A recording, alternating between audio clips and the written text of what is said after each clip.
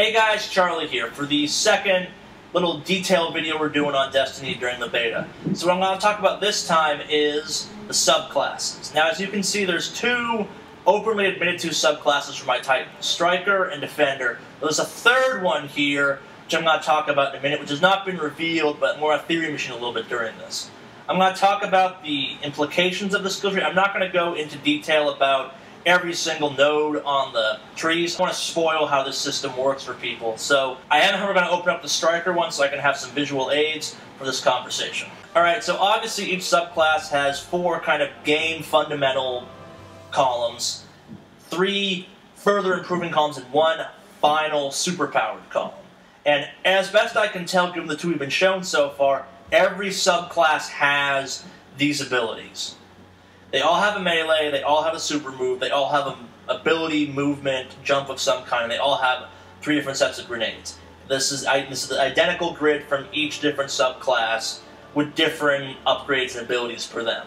And if I'm to understand how the rest of this game has worked so far, you can level up two different subclasses simultaneously as the game progresses, and you can swap between them, maybe not on the fly, but you can be a Striker subclass at certain points and the other Titan one at certain times if you want to be. So, the subclasses that are most game-defining are Grenade, which in this case is my Flashbang Grenade, Lift, which is just a jump I get a little jetpack boost after, Fist of Havoc, which is my superpowered ground pound AoE move, and then my melee attack, which is Storm Fist, which is just a electrical blast and it pushes enemies back. Each one of the three movesets, excluding the grenades, has upgrades to it below that augment how that power works in various ways. The grenades have three totally different types of grenades that do different things. As I said, I'm not going to go into detail on them because, well, spoilers.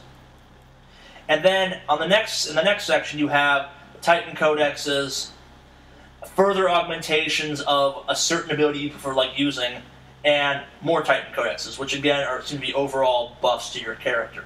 And then you have final augmentations to moves, and these do some interesting things, ranging from really making your Fist of Havoc more powerful to making you gain a shield when you run.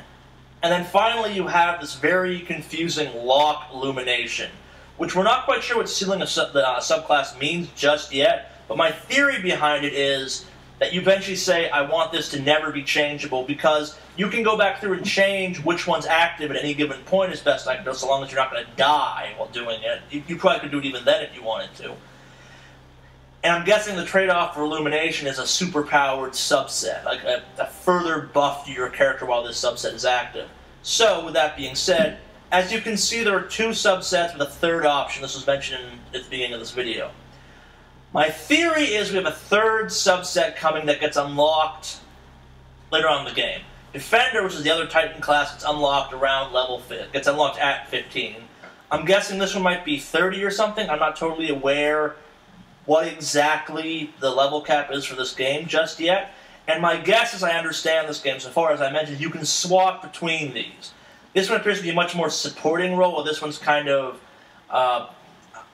more tanking attack roll. I would love it if this final one was kind of an all-out assault roll, if that makes any sense.